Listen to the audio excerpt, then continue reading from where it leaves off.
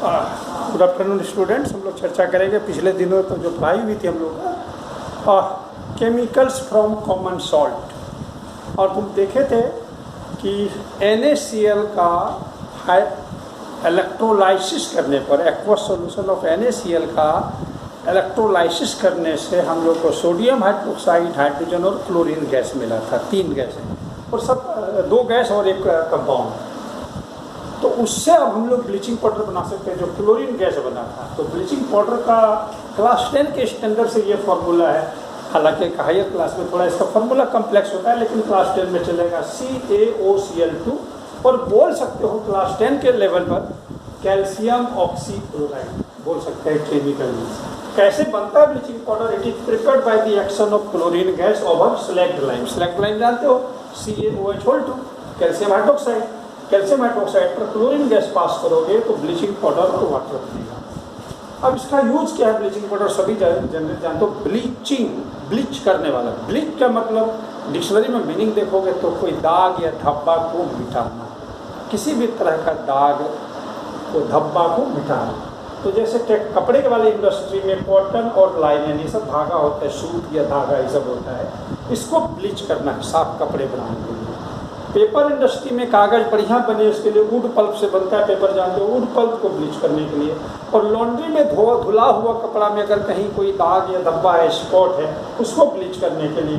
और chemistry lab में oxidising agent के रूप में, इंडस्ट्री में ऑक्सीडाइजिंग एजेंट के रूप में, बहुत बढ़िया ऑक्सीडाइजिंग एजेंट है। और वाटर को डिसइंफेक्ट करना, मतलब जर्म्स को मारने के रूप में इसका यूज होता है। तो ये हुआ एक केमिकल। ब्लीचिंग पाउडर भी बन सकता है जो कि सोडियम क्लोराइड से क्लोरीन बना और उसमें एक स्लैग्ड लाइम मिला दिया तो ब्लीचिंग पाउडर बन गया। और ब्लीचिंग पाउडर के कितने यूजेज हैं यू कैन सी। अब एक दूसरा और केमिकल है जो कॉमन सॉल्ट से बन सकता है, and that is your baking soda. Baking soda, baking soda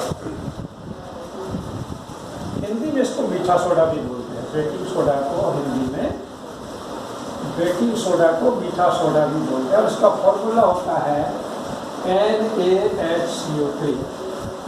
और इसको अगर देखोगे केमिकल नेम अगर चाहोगे, हिंदी में मीठा सोडा बोलते हैं, sodium hydrogen carbonate. Sodium hydrogen carbonate, sodium hydrogen carbonate. अब मीठा सोडा का शायद बताने की जरूरत नहीं, अगर थोड़ा बहुत भी तुम लोग घर से कंसर्न रखते होगे तो इसे खाना अच्छा बनाने में इसमें यूज होता है। कहता है टेस्टी क्रिस्पी पकोड़ा अगर किचन में बनाना हो, कुरकुरा पकोड़ा, तो उसमें मीठा सोडा बेसन में मिला के बनाना चाहिए। कई बार खाना जल्दी पकाने के लिए, फास्ट कुकिंग के लिए भी मीठा सोडा मिलाया जाता है। मीठा सोडा बनाया जाता है। आप बोलोगे ये बनता कैसे है और इसका नाम क्या है? सोडियम हाइड्रोजन कार्बोनेट बनता कैसे? How it is prepared? तो कहेंगे by passing. It is prepared by passing. It is prepared by passing. Prepared by passing CO2 gas and NH3 gas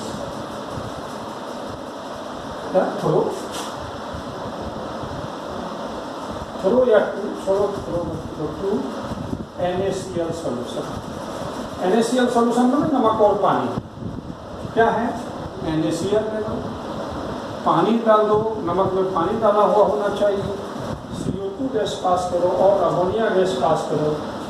तो ये हमारा टॉपिक ही था, नमक से और कौन कौन सा केमिकल बन सकता है। तो नमक लिया पानी डाल के और इसको बनाने के लिए 2 गैस और यूज कर लिया तो बन गया NH4Cl, अमोनियम क्लोराइड और NaHCO3। और ये दोनों पानी में घुल जाता है। तो लोग सबका मीठा सोडा, बेकिंग सोडा निकालेंगे कैसे जब दोनों घुला हुआ है? तो ये इसकी सॉल्युबिलिटी थोड़ी अधिक है, ये पानी में ज़्यादा घुलने की टेंडेंसी रखता है, इसकी घुलने की टेंडेंसी कम है। पूरे सॉल्यूशन को जब हम क्रिस्टलाइज करेंगे तो पहले मीठा सोडा का क्रिस्टल अलग हो जाएगा और ये नहीं होगा, और वहाँ से अलग कर देंगे। तो इस प्रकार से ये होता है। अब मीठा सोडा, इसका नेचर होता है बेसिक, हम लोग फर्स्ट चैप्टर में चर्चा किए थे। ऐसे भी तुम लोग जानते हो, बेसिक का मतलब है कि अगर हमको एसिडिटी का प्रॉब्लम घर के पेट के अंदर हो गया है तो इसको हम लोग कंज्यूम करके, यानी इसका pH वैल्यू 10 से ऊपर है तो तो ये स्टोमिक के एक्सेस एसिड को न्यूट्रलाइज करता है, यानी ये बेसिक नेचर का है, माइल्ड बेसिक है, बहुत पावर वाला बेस नहीं है, और नॉन कोरोसिव है, मतलब नुकसान ज़्यादा नहीं करना है, क्षरण नहीं करना है, बॉडी के अंदर कहीं सेल्स वगैरह को, टिश्यूज को बहुत ज़्यादा डैमेज नहीं करना है। तो non corrosive mild basic nature का है। इसकी प्रॉपर्टीज़ की अगर बात करो तो ये सब प्रॉपर्टीज हम लोग चर्चा कर रहे थे, बनाने का तरीका ये हो गया। प्रॉपर्टीज की बात करो तो वही बोले बेसिक नेचर का है, माइल्ड बेस है, नॉन कोरोसिव नेचर का है, और वाटर में काफ़ी हद तक सॉल्यूबल है। सॉल्युबिलिटी के मामले में थोड़ा सा कमजोर है, बट सॉल्यूबल है वाटर में। और एक प्रॉपर्टी जिसकी ये है कि इसको अगर हीट किया जाए, ऑन हीटिंग, अगर इसको हीट किया जाए तो हीट डिकम्पोज है। ये किस तरह से डिकम्पोजेज होता है, डिकम्पोजेज है, किस तरह से डिकम्पोज होता है, सोडियम हाइड्रोजन कार्बन करके तो बन गया Na2CO3 H2O और CO2, इस तरह से होता है। ये है सोडियम कार्बोनेट, वाटर और CO2 होता है ऑन हीटिंग, ठीक है। अब क्या है इसके यूजेज, क्या है यूजेज? तो पहला यूज है for making baking powder. Baking powder, baking powder, baking soda, baking powder, क्या अंतर है? एक खाली सोडा और पाउडर का अंतर है। बेकिंग पाउडर में दो चीज मिला होता है, बेकिंग सोडा और edible, mild edible acid. Edible acid, acid ऐसा जो खा सकते, जैसे कि टार्टेरिक एसिड जो इमली में पाया जाता है। ऐसा नहीं है कि हमेशा इमली में ही पाया जाता है, मार्केट में भी उपलब्ध है आर्टिफिशियली सिंथेसाइज करके। तो माइल्ड मैंने हल्का पावर का जो खाने लायक हो एसिड, ऐसा न खाएं और इस क्या कहते हैं माउथ वगैरह में उस एसिड का ज़्यादा असर हो जाए, कोरोजन वगैरह हो जाए। तो बेकिंग सोडा और mild edible acid, for example tartaric acid, तो उसका फॉर्मूला हम नहीं लिखेंगे और उसकी जरूरत क्या है। तो ये बेकिंग पाउडर जो है केक वगैरह में, केक में, ब्रेड में और केक में इसको मिलाकर तैयार किया जाता है। उससे होता क्या है, तो CO2 गैस निकलता है। बोलो कि बिना तो एडिबल एसिड मिलाए ही CO2 गैस गर्म करने से ही निकलता था, लेकिन उससे Na2CO3 जो है ज़्यादा बीटर नेचर का, ज़्यादा बेसिक नेचर का है। तो जब ये ब्रेड में या केक में ये रह जाएगा सोडियम कार्बोनेट, तो ब्रेड या केक को तीता यानी बीटर कर देगा। तो उसको न्यूट्रलाइज करने के लिए एडिबल एसिड जब डालेंगे तो इस बेस को ये एडिबल एसिड न्यूट्रलाइज करता है। रिएक्शन हम लोग शॉर्ट में अगर फिर से लिखें तो NaHCO3 प्लस H में कोई भी एसिड जो कि टार्टेरिक एसिड का हिस्सा है, तो फिर वही बनेगा Na2CO3 नहीं, सोडियम H2O CO2 और sodium salt of the acid, sodium salt of the acid. आप एडिबल एसिड जो एसिड यहाँ लेंगे उसी का सोडियम सॉल्ट। और ये CO2 क्या करेगा, it will couch the cake और ब्रेड टू राइज, यानी फूलेगा और उससे वो सॉफ्ट और फ्लफी होगा, तो खाने में अच्छा लगेगा। So this is one use of baking soda baking powder बनाने में। और दूसरा यूज है इसका एंटासिड के रूप में, एंटासिड के रूप में, एज एन एंटासिड, एंटासिड मतलब anti acid, antacid anti acid. तो क्या करते हैं, एंटासिड दवा में वन ऑफ द कंपोनेंट के रूप में इसको मिला दिया जाता है। एंटासिड दवा बनानी है तो मीठा सोडा उसमें थोड़ा मिला दिया जाता है। तीसरा है as soda acid fire extinguisher, soda acid fire extinguisher, अग्निशामक यंत्र, सोडा एसिड अग्निशामक यंत्र। अभी देखा हमने बेकिंग सोडा डालेंगे, एक सिलेंडर में डाला रहेगा, कांच का सिलेंडर बना हुआ रहेगा, उसका नोब बना रहेगा, कम नोब बना हुआ रहेगा, कमजोर मेटल का नहीं बना रहेगा, वो ग्लास का। एक सिलेंडर में एसिड रहेगा, कोई भी एसिड, अभी हमने देखा था और देखे थे सोडा और एसिड से रिएक्शन से CO2 बनता है, अभी चर्चा किए थे। तो उस अग्निशामक यंत्र के अंदर दो सिलेंडर रहता है एकदम पास, एक में बेकिंग सोडा, एक में एसिड का सॉल्यूशन रहता है, एक में बेसिक, और दोनों का नॉब एक दूसरे के बहुत करीब होता है और वो बहुत डेलिकेट मैटर का बना होता है कि उसको अगर उस पर चोट पड़े, झटका पड़े तो वो टूट जाए और दोनों सॉल्यूशन सोडा वाला और एसिड वाला मिक्सअप हो जाए और CO2 गैस का फॉर्मेशन हो जाए। वही CO2 गैस बहुत तेज़ी से सिलेंडर से बाहर निकलता है, तो जहाँ आग लगा हुआ होता है वहाँ CO2 फैल जाता है, भारी होने की वजह से ऊपर नहीं जाता है और पूरा कवर कर लेता है बर्निंग सब्सटेंस को, जलता हुआ चीज़ को। और फिर CO2 यदि ढक दे तो जलने वाली चीज़ नहीं है, वो कंबशन में मदद नहीं करता है और इस प्रकार से एक्सटिंग्विशन हो जाता है। एक और सामान है, अभी देखा हम लोगों ने, washing soda. Washing soda, washing soda, इसका फॉर्मूला है Na2CO3 10H2O। अब इसका केमिकल नेम क्या होगा और ये 10H2O का क्या मतलब है? इसका नाम होगा सोडियम कार्बोनेट। कार्बोनेट, 10 को डेका बोलते हैं, डेका, और वाटर को हाइड्रेट बोलते हैं, सोडियम कार्बोनेट डेका हाइड्रेट। और इसका प्रिपरेशन कैसे होगा? प्रिपरेशन तो अभी देखे थे हम लोग, Na2CO3 is first obtained from baking soda, baking soda. अभी देखे थे बेकिंग सोडा को हीट करने से ही ये बनता है sodium carbonate, first stage. Then Na2CO3 is recrystallized or crystallized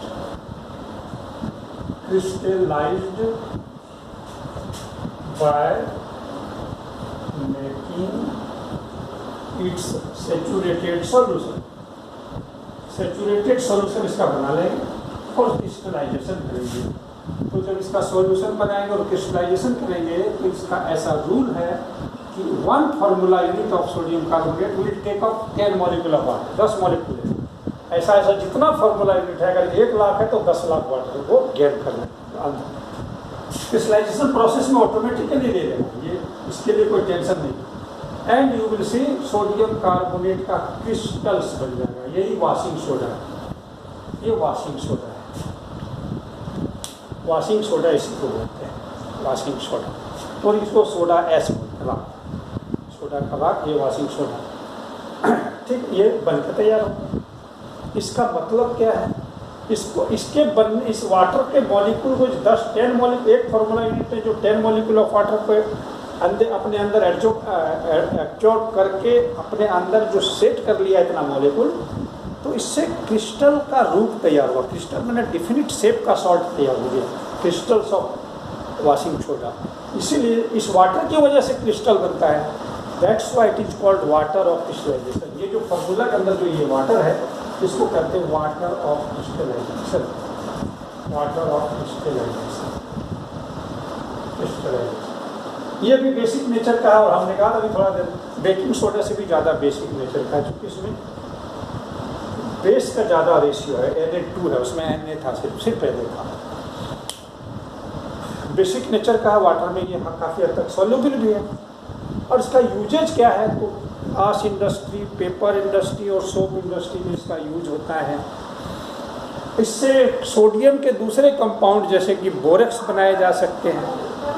और नाम है वॉशिंग सोडा, तो लॉन्ड्री में वॉशिंग पर्पस के लिए भी इसका यूज होता है। और हायर क्लास में पढ़ोगे, वाटर में हार्डनेस 2 तरह का होता है, एक टेम्पररी हार्डनेस और एक परमानेंट हार्डनेस।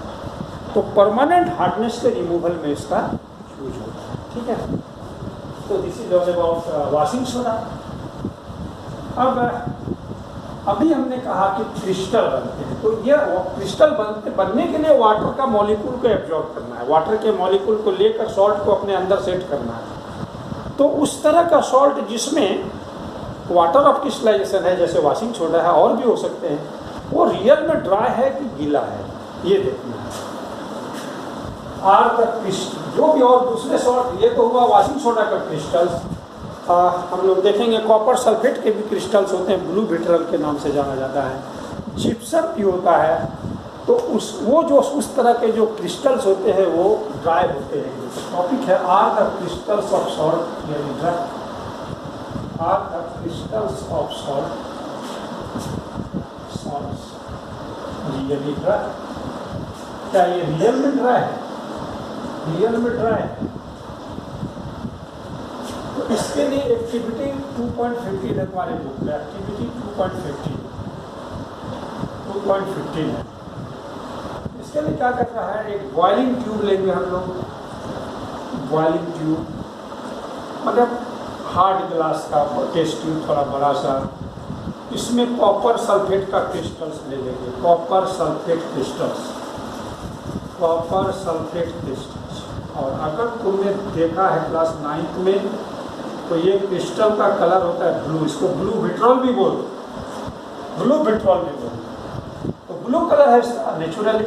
अब यहाँ कहता है गर्म करना शुरू कर दो, इसको हीट कर दो बर्नर से, बर्नर है ये बर्नर, बर्नर से हीट करोगे और उसके बाद इस सॉल्ट का कलर देखोगे तो थोड़ी देर में ये सॉल्ट पूरा वाइट हो जाएगा। और बॉइलिंग ट्यूब के ग्लास के ये जो वाल्स में वाटर के कुछ ड्रॉपलेट्स दिखेंगे, ड्रॉपलेट्स ऑफ वाटर। तो अब सवाल है कि हमने तो पानी लिया नहीं था, ऐसा लगा कि हमने कॉपर सल्फेट सूखा सूखा डिब्बा से निकाला, गर्म किया, तो ये वाटर के ड्रॉपलेट्स कहाँ से आए? तो उसी क्रिस्टल में था सॉल्ट के अंदर, और वही जब पानी निकल गया तो सॉल्ट वाइट हो गया। यानी वाटर ऑफ क्रिस्टलाइजेशन से सॉल्ट में कलर भी कभी कभी आ जाता है। अच्छा चलो वाइट हो गया, अब इसमें फिर 2-3 ड्रॉप्स वाटर स्प्रिंकल कर दो, छिड़क दो, फिर से सॉल्ट ब्लू हो गया। देखो कमाल, ब्लू सॉल्ट का पानी निकाल दिया, व्हाइट हो गया, उसमें फिर पानी डाल दिया, फिर ब्लू हो गया। तो इसका मतलब है वो सॉल्ट रियली ड्राई नहीं था, उसके अंदर पानी था, तभी कलर, पानी हट गया तो व्हाइट हो गया। लेकिन उसके अंदर वाटर के मॉलिक्यूल्स रहते हुए भी जब उस सॉल्ट को हाथ में लो, कागज में लो, तो वो भीगता नहीं है। इसका मतलब वो सॉल्ट में वाटर ऑफ क्रिस्टलाइजेशन है, तो उसके अंदर इस तरह से वाटर के मॉलिक्यूल सेट हैं कि वो बाहरी उसका असर नहीं दिखता, यानी भीगाने वाले पर्पस में नहीं काम आता। तो ये जो था, होता क्या है, ये जो सॉल्ट था CuSO4 ये था ब्लू कलर का, ब्लू कलर का। और जब इसको हीट कर दिए, हीट, तो ये हो गया CuSO4, ये है वाइट कलर, ये है वाइट कलर का। और जो 5 वाटर था वो स्किप कर दिया, ये उड़ गया वाटर का वेपर, स्किप कर। तो देखो फार्मूला, वाटर ऑफ क्रिस्टलाइजेशन में तो ब्लू है, वाटर ऑफ क्रिस्टलाइजेशन हट गया तो व्हाइट है। इसी को कहते हैं water of crystallisation. Water of crystallisation किसको बोलेंगे? वाटर ऑफ क्रिस्टलाइजेशन किसको बोलेंगे? वॉशिंग सोडा में 10 मॉलिक्यूल्स था, यहाँ 5 मॉलिक्यूल्स है, अभी जिप्सम में देखेंगे 2 मॉलिक्यूल्स होगा। तो चर्चा कर ही देते हैं। एक सॉल्ट और है, एक सॉल्ट का नाम है gypsum salt, gypsum salt, gypsum salt. इसका फॉर्मूला होता है CaSO4 2H2O। देखो इसके एक फॉर्मूला यूनिट में 2 वाटर के मॉलिक्यूल, इसमें 5 है, वॉशिंग सोडा में 10 है, कहीं और कुछ हो सकता है। तो यह है fixed number of water, her salt का फिक्स्ड नंबर अपना अपना है। तो वाटर क्रिस्टलाइजेशन में fixed number of water molecules, fixed number of water molecules, fixed number of water molecules, fixed number of water molecules present in one formula unit, present in one formula unit of any salt is called water of crystallization. For example, blue vitriol के लिए water of crystallisation 5 है, washing soda के लिए 10 है, gypsum के लिए 2 है, और भी अदर जगह मैग्नीशियम सल्फेट में जाओगे तो 7 मिलेगा, आयरन सल्फेट में जाओगे तो 7 मिलेगा। अब है क्या, एक और सॉल्ट, ये जब जिप्सम का नाम आ गया, इसी जिप्सम से एक और बहुत इंपॉर्टेंट केमिकल बनता है, उसका नाम है plaster of Paris and iron. This is very important in our daily life. Doctors इस पेशेंट का जब बोन फ्रैक्चर हो जाता है, तो फ्रैक्चर्ड बोन को सपोर्ट देकर उस टूटे हुए बोन को सेट करने के लिए प्लास्टर ऑफ पेरिस का यूज करता है। Plaster of Paris, plaster of Paris. इसको बाजार में तुम देखना पीओपी बोलते हैं, शॉर्ट में पीओपी।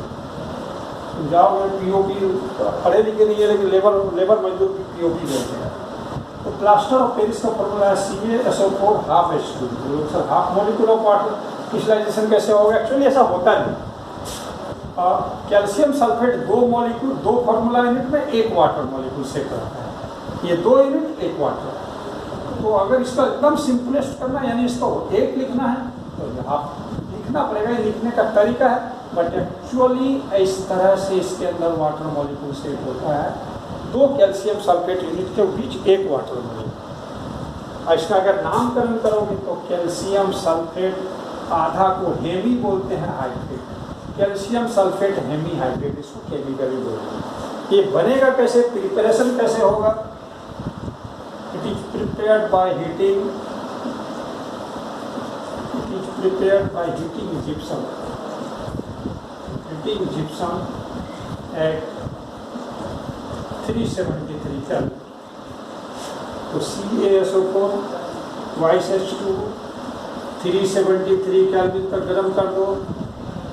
CaSO4 हाफ H2O और plus 3/2H2O water molecule escape कर जाएगा और ये plaster of Paris, plaster of Paris 2 है, हाफ निकल गया तो 3/2 बचा, वो स्केप कर गया वाटर में 373 बार।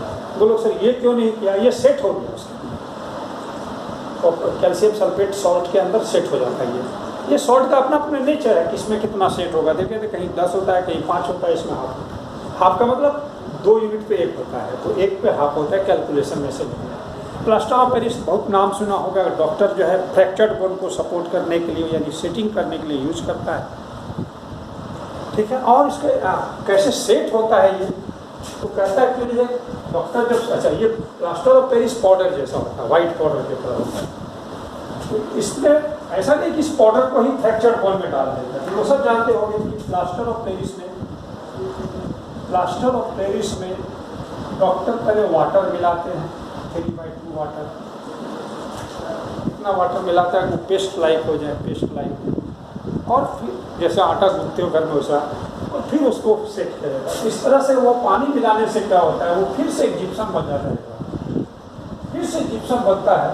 लेकिन प्लास्टर ऑफ पेरिस में जब दोबारा पानी डाल के जिप्सम बनाया जाता है और इसको थोड़ा देर छोड़ दिया जाता है, तो जिस तरह से सीमेंट में सेटिंग होती है, जमने से हार्ड होता है, ये जिप्सम सॉल्ट यानी प्लास्टर ऑफ पेरिस में जब पानी मिला कर जब उसको सेटिंग होने के लिए छोड़ते हैं तो हार्ड मास में कन्वर्ट हो जाता है, फिर हार्ड मास में कन्वर्ट हो जाता है और बोन को इतना सपोर्ट देता है कि बोन की फिर सेटिंग हो जाती है।